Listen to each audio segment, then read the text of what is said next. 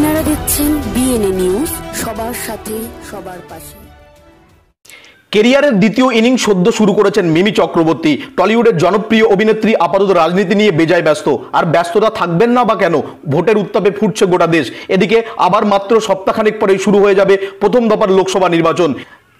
তাই এখন শুটিংয়ের ব্যস্ত শিউলিকে পিছনে ফেলে ভোট প্রচারে বেশি সময় দিচ্ছেন যাদবপুর লোকসভা কেন্দ্রের তৃণমূল প্রার্থী। তবে এদিনের সেই ব্যস্ততার মাঝে অন্যরকম ভাবে ধরা দিলেন তারকা প্রার্থী। ভাঙড়ের পরে সোনারপুরের প্রচারে আবারও গান গেয়ে সাধারণ মানুষের মন জয় করলেন মিমি। হবে না, ফুলটা শুধু নিজের মা বাবার জন্য, ভগবানের জন্য আর মমতা ব্যানার্জির জন্য রাখবে। আর কারণ এটা আমি বিশ্বাস করি, এই যোগ্যতাটা এখনো অর্জন করিনি, আর জানি না কোনো জন্মে যদি যোগ্যতাটা অর্জন করতে পারি তাহলে নিশ্চয়ই, কিন্তু এখনকার জন্য যাদের কথা বললাম তাদের জন্যই ফুলটা রাখবে। আর ছোটদের বলবো যে এবার একটু সুস্থ চুপচাপ হয়ে সেলফিটা নামিয়ে বসে যেতে হবে, তাই তো?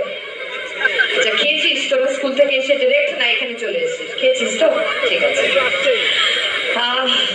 আমার মঞ্চের সামনে উপস্থিত সমস্ত গুরুজনদের আমি দেখতে পাচ্ছি, আমার দিদিরা, আমার দিদারা, অনেক দাদুরা, এদিকে আমার ভাইরা আছে। তো আগে আমার গুরুজনদের প্রণাম জানাই, আর আমি কৃতজ্ঞ যে আপনারা সবাই এতক্ষণ ধরে এত গরমের মধ্যে এসে এখানে অপেক্ষা করছেন আমার জন্য।